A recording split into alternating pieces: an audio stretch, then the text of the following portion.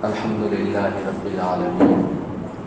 والصلاة والسلام على سيد الأنبياء والمرسلين وعلى آله وأصحابه أجمعين أما بعد أعوذ بالله من الشيطان الرجيم بسم الله الرحمن الرحيم يا أيها الذين آمنوا اتقوا الله وكونوا مع الصادقين وعن أبي هريرة رضي الله تعالى عنه أنه قال رسول الله صلى الله عليه وسلم اتق المحارم تكن أعبد الناس او كما قال علیہ الصلاۃ والسلام۔ ترمذی شریف کی ایک روایت ہے، اللہ کے رسول صلی اللہ علیہ وسلم نے اپنے صحابہ کرام رضی اللہ عنہم اجمعین سے یہ کہا کہ کون ایسا شخص ہے جو مجھ سے 5 باتوں کو سیکھے اور سیکھنے کے بعد یاد کرے اور پھر دوسرے لوگوں تک پہنچائے۔ ایک صحابی تھے حضرت ابو ہریرہ رضی اللہ تعالی عنہ،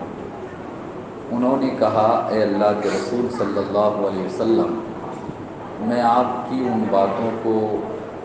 سنوں گا، سیکھوں گا، یاد کروں گا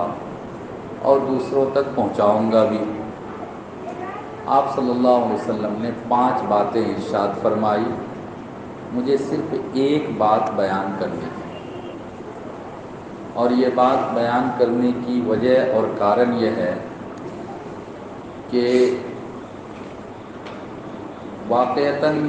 اگر ہم اپنے ماحول کو، سماج کو دیکھتے ہیں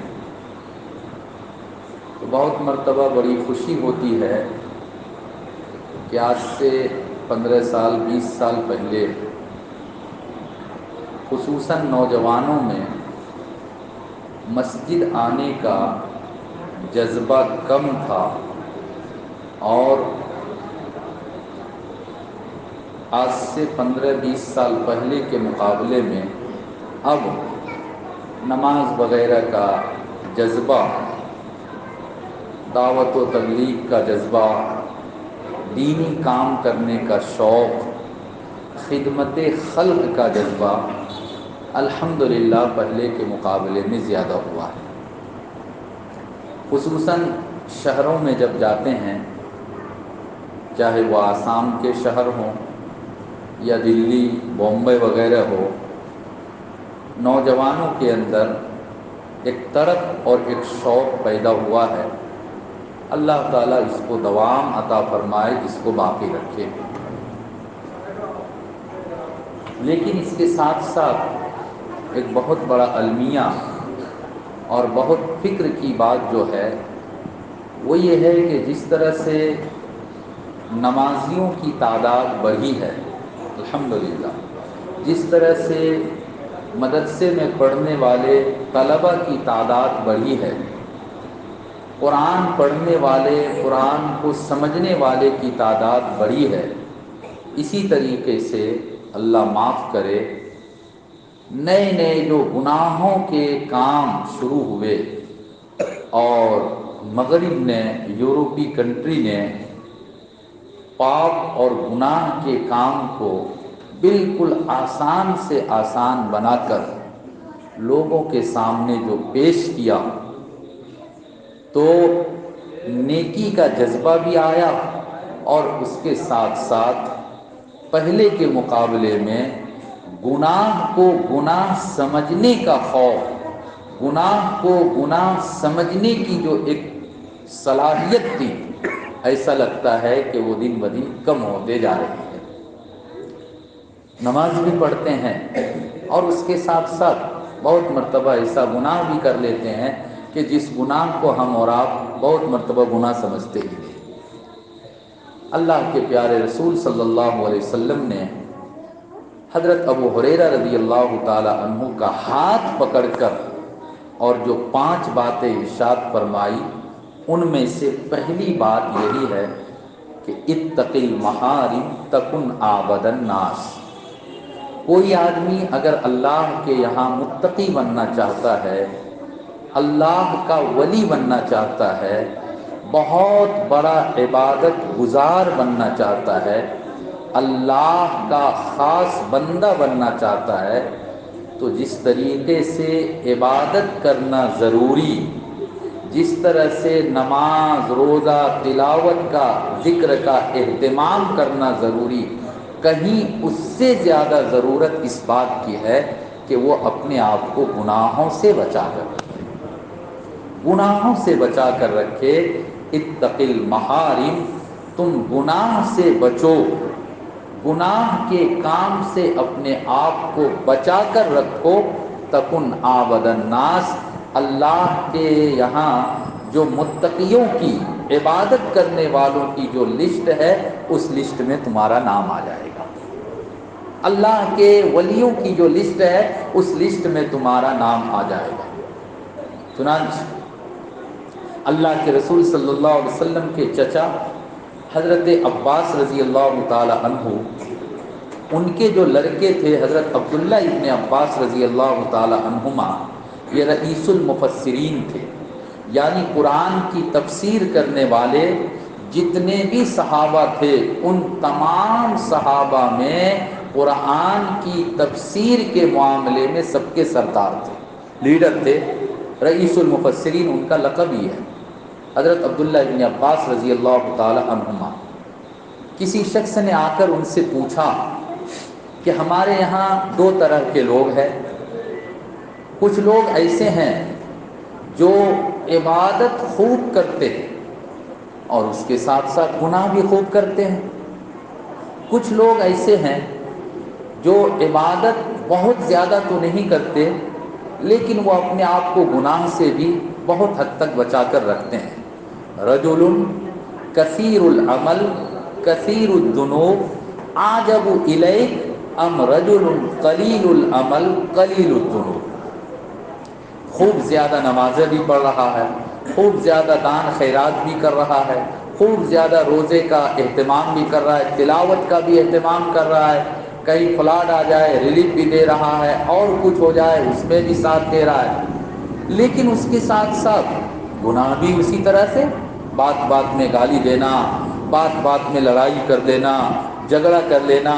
دوسروں کو تکلیف پہنچانا، دوسرے کا حق مار کے کھا لینا، بزنس کر رہا ہے جھوٹ بولنا، دھوکہ دینا، ڈپلیکیٹ مال کو اصلی مال بنا کر بیچنا، وغیرہ وغیرہ۔ تو نمازیں بھی خوب پڑھ رہا ہے، تہجد کا بھی اہتمام، اشراق، چاشت، اوابین کا بھی اہتمام، اور اس کے ساتھ ساتھ گناہ بھی بہت کر رہا ہے۔ تو وہ شخص بہتر ہے یا وہ آدمی بہتر ہے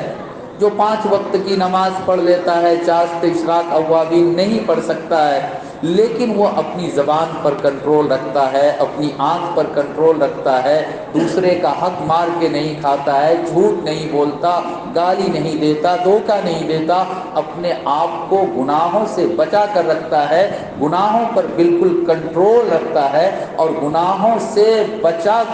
کر اپنی زندگی گزارتا ہے۔ حضرت عبداللہ ابن عباس رضی اللہ تعالی عنہما نے ارشاد فرمایا، بہت شارٹ اور بہت مختصر جملے میں کہا، لا اعدل بالسلامہ، لا اعدل بالسلامہ، میرے نزدیک گناہوں سے بچنا جتنا بڑا کام ہے، اتنا بڑا کام عبادت کا ڈھیر لگا دینا، خوب زیادہ عبادت کر لینا، میرے نزدیک وہ بہتر نہیں ہے، بلکہ میرے نزدیک گناہوں سے بچنا یہ بہتر ہے۔ بڑے بزرگوں نے اسی کو مثال سے، آج کل کی مثال سے سمجھایا۔ آپ کی اتنی عالی شان مسجد ہے ماشاءاللہ، مان لیجئے کہ آپ نے اس کے اندر اے سی لگا رکھا ہے، اور گرمی کا زمانہ تھا، اے سی کا سوئچ آپ نے آن کر دیا، ٹھنڈی ٹھنڈی ہوا آ رہی ہے، لیکن کہیں ایک ونڈو اور ایک کھڑکی کھلی ہوئی ہے۔ اب اس کھڑکی سے گرم جھونکے آتے ہیں، گرم ہوا آتی ہے، اور ادھر سے ٹھنڈی ہوا آتی ہے، آپ کی مسجد ٹھنڈی نہیں ہوگی۔ آپ کی مسجد میں آپ کو ایئر کنڈیشن کا اور اے سی کا لطف اور مزہ نہیں آئے گا، اس لیے کہ ادھر سے گرم ہوا آ رہی ہے۔ یہی حال ہے میرے بھائیوں، آج ہم مسلمانوں کا نماز پڑھتے ہیں، دان خیرات کرتے ہیں، تلاوت کرتے ہیں، اللہ توفیق دیتا ہے، بہت ساری عبادت کر لیتے ہیں، لیکن اس کے ساتھ ساتھ جیسے ہم نے عبادت کیا ہمارا دل گناہوں سے پاک صاف ہو کر اس کے اندر نور پیدا ہونا چاہیے تھا، لیکن دوسری طرف جب گناہ کرتے ہیں تو عبادت کی جو ٹھنڈک ہے، عبادت کا جو ایک فیض ہے، وہ گناہوں کے نحوست کی وجہ سے اس کا فیض، اس کی برکت اور اس کا خیر نظر نہیں آتا ہے۔ لہذا ہم اور آپ اپنی زندگی کو گناہوں سے بچا کر گزارنے کی کوشش کریں، گناہوں سے، ہر طرح کے گناہوں سے۔ اب گناہ کس کو کہا جاتا ہے یہ مجھ کو بتانے کی ضرورت نہیں۔ الانصاف من نفسک استفتی قلبک، اپنے دل سے آپ خود پوچھئے، آپ کا دل بتائے گا کہ یہ کام گناہ کا کام ہے، یہ کام پاپ کا کام ہے۔ کسی عالم اور مولوی کو جا کر پوچھنے کی ضرورت نہیں ہے۔ عالم اور مولوی کو تو کبھی کبھی بیوقوف بنانے کے لیے پوچھا جاتا ہے، کسی طرح سے کہیں پھاک مل جائے، آپ لوگوں کی زبان میں کہیں تھوڑا سا مل جائے کچھ اور ہم کو کر لیں۔ اس لیے میرے بھائیوں، اپنے آپ کو گناہوں سے بچائیے، اور میں اللہ کے گھر میں بیٹھ کر قرآن کی آیت کے مطابق پورے یقین کے ساتھ کہہ رہا ہوں کہ آج ہم مسلمانوں پر جو بھی مصیبت آ رہی ہے اس کی سب سے بڑی وجہ ہمارا اور آپ کا، پوری امت کا گناہ ہے، پوری امت کا گناہ ہے۔ ظہر الفساد فی البر والبحر بما کسبت ایدی الناس۔ آج اگر ہم پر کوئی ظالم حکمراں ہے، ہمارا بڑا اگر ظلم کرتا ہے، یہ ہمارے اعمال کا نتیجہ ہے۔ اعمالکم اموالکم، جیسا تم عمل کرو گے اللہ ویسا ہی تمہارے اوپر حاکم مسلط کرے گا۔ کما انتم تعملون تؤمرون، جیسا تم عمل کرو گے ویسا تمہارا امیر بنایا جائے گا، ویسا تمہارا حاکم بنایا جائے گا۔ ایک سوچنے کی بات ہے، بالکل یہ جو نیا ایشو چلا ہوا ہے ابھی، جس کی زبان پر جس کی زبان سے سنیے، جہاں آپ ٹیلی ویژن کھولیے، پیپر پڑھیے، ایک ہی ایشو کئی دن سے، اللہ کے رسول صلی اللہ علیہ وسلم کی شان میں گستاخی، عائشہ رضی اللہ تعالی عنہ کی شان میں گستاخی۔ یقیناً نہیں ہونا چاہیے، بالکل نہیں ہونا چاہیے، کون مسلمان ہے جو اس کو پسند کرے گا؟ لیکن کیا اس کا علاج یہی ہے کہ ہم جمعہ کی نماز پڑھ کے نعرہ تکبیر اللہ اکبر 10 20 100 50 1000 2000 نوجوان نکل گئے نعرہ لگاتے ہوئے، روڈ جام کر دیا، سڑکوں پر نکل آئے؟ اللہ بہتر جانتا ہے کہ نوجوانوں کا لیڈ کون کر رہا ہوتا ہے، پتھر کون چلا رہا ہوتا ہے، دوست ہوتا ہے یا دشمن ہوتا ہے۔ ہمارا خون ایسا گرم ہوتا ہے کہ ہم بھی نعرہ تکبیر اور نعرہ رسالت کے چکر میں آ جاتے ہیں۔ کیا کبھی ہم نے اور آپ نے یہ سوچا کہ نبی کی شان میں گستاخی ہو رہی ہے، کہیں ایسا تو نہیں کہ ہماری بدعملی کی وجہ سے، ہمارے گناہ کی وجہ سے؟ ہمارے باپ دادا کے زمانے میں یہی ہمارے ہندو بھائی ہے، یہ تو اس طرح سے حرکت نہیں کرتے تھے، آج ہمارا زمانہ اور اس طرح سے حرکت کیوں کر رہے ہیں؟ کہیں ایسا تو نہیں کہ ہمارے گناہ اور پاپ کی وجہ سے ہو رہا ہے؟ میرے نوجوان ساتھیوں، جلوس نکالنا یہ اس کا علاج نہیں ہے، اس کا علاج یہ ہے کہ 2 رکعت صلاۃ التوبہ پڑھیے، صلاۃ التوبہ پڑھیے اور اللہ سے کہیے، اے اللہ ہم نے اپنے نبی کی شان کو پہچانا نہیں، ہم نے اپنے نبی کی تعلیم کو دنیا والوں تک پہنچایا نہیں، ہم نے اپنے نبی کے کام سے دنیا والوں کو روشناس نہیں کرایا، نہیں ان کے سامنے پیش کیا، ہمارے نبی کو دنیا والوں نے نہیں پہچانا، جس کی وجہ سے آج وہ نعوذ باللہ ہمارے نبی کو، نبی کی وائف کو، نبی کی بیوی کو آج وہ گالی دے رہے ہیں۔ ہماری اور آپ کی کمی ہے۔ میرے بھائیوں، یہی کام کرنے کا نام ہے دعوت اور تبلیغ، یہی کام کرنے کا نام ہے دعوت اور تبلیغ، دین کی صحیح تصویر کو، دین کی صحیح باتوں کو امت تک پہنچا دینا، اب چاہے وہ امت اجابت ہو یا امت اجابت کے علاوہ امت دعوت ہو، یعنی چاہے وہ مسلمان ہو چاہے وہ غیر مسلم ہو، دین کی صحیح باتوں کو ان لوگوں تک پہنچا دینا،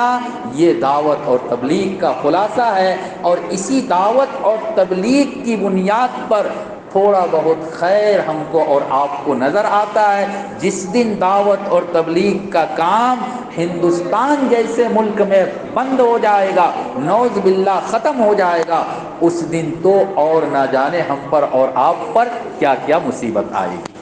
اللہ رب العزت ان حضرات کی محنتوں کو قبول فرمائے جو اپنے گھر بار چھوڑ کر، اپنی جان اپنا مال لے کر، اپنا قیمتی وقت لے کر اور امت کے پاس در در کی ٹھوکریں کھاتے ہوئے دین کی باتوں کو ایسے لوگوں کے پاس لے کر جاتے ہیں جن کو سننے کی بھی فرصت نہیں، عمل کرنا تو بات کی بات ہے۔ واقعتاً بہت ہی مبارکبادی کے مستحق ہوتے ہیں اور بڑی تعریف کے قابل ہوتے وہ حضرات جو دین کی دعوت کا کام ایسے گئے گزرے زمانے میں بھی کر رہے ہیں۔ اللہ رب العزت سے دعا کیجئے کہ ہم کو اور آپ کو دین کی دعوت کے کام کے لیے قبول فرمائے، پوری امت کو، ہماری نسلوں کو اس کام کے لیے قبول فرمائے۔ یہی کام ہے جو اس امت کو ذلت سے عزت دے سکتا ہے، یہی کام ہے جو پستی سے نکال کر رفعت اور بلندی پر پہنچا سکتا ہے۔ دعوت اور تبلیغ کے کام کے بغیر آج کوئی نبی کی شان میں گستاخی کر رہا ہے، نعوذ باللہ، کوئی ماں عائشہ کی شان میں گستاخی کر رہا ہے۔ ایسا نہ ہو، اللہ نہ کرے، اللہ نہ کرے کہ کل اللہ کی شان میں گستاخی کرے، کل کوئی قرآن کی شان میں گستاخی کرے، کل کوئی اور ایسا کام کرنے لگے۔ اس لیے میرے نوجوان ساتھیوں، انتہائی حکمت کے ساتھ، دانائی کے ساتھ اس ملک میں رہیے اور اپنے جذبات پر کنٹرول رکھتے ہوئے اپنے بزرگوں کے طریقے کے مطابق دعوت اور تبلیغ کا کام مقامی سطح پر، مسجد کے سطح پر، محلے کے سطح پر، اپنے گھر کے سطح پر کم سے کم کیجئے۔ ہر گھر کا ذمہ دار اپنے گھر کے تمام لوگوں کے بگاڑ کا اللہ کے یہاں جواب دے، ان کو بننا پڑے گا۔ کلکم راعٍ وکلکم مسئول عن رعیتہ۔ شوہر کو بیوی کے بارے میں، باپ کو بیٹے کے بارے میں، ماں کو بیٹی کے بارے میں، ہر ایک کو پوچھا جائے گا۔ ہم نماز میں آ گئے، ہم نے سوچا کہ ہماری ذمہ داری ختم ہو گئی۔ کتنے ایسے لوگوں کو میں دیکھتا ہوں، ماشاء اللہ خود بڑے نمازی ہے، خود بڑے تہجد گزار ہے، لیکن ان کا بچہ نہ جانے رات میں کہاں وقت گزار رہا ہے۔ ان کی بیٹی ہے، بالکل سرعام بازار گھومتی ہے، پردے کا اہتمام نہیں کرتی۔ ان کی بیوی ہے، زندگی میں کبھی نماز نہیں پڑھتی۔ ہم نے نماز پڑھ لیا اور ہم یہ سوچے کہ ہم جنت میں چلے جائیں گے۔ اس جنت میں مزہ بھی کیسے آئے گا؟ مزہ بھی کیسے آئے گا کہ آپ جنت میں چلے گئے، نعوذ باللہ ہم جنت میں چلے گئے، ہمارے اور آپ کے بچے بچیاں بیوی سب لوگ نعوذ باللہ وہ جہنم میں چلی جائے۔ اس لیے میرے بھائیوں، اپنی فکر کیجئے، اپنے گھر کے لوگوں کی فکر کیجئے، اس سے اوپر اٹھ کر محلے کی فکر، پھر پورے شہر کی فکر، اور اس کے بعد لتکون للعالمین نذیرا، پوری دنیا والوں کی فکر کو اپنے دل و دماغ میں بسائیے۔ اللہ رب العزت اس کام کو قبول فرمائے اور ہم سب کو اس کام کے لیے اللہ توفیق عطا فرمائے۔ وآخر دعوانا ان الحمد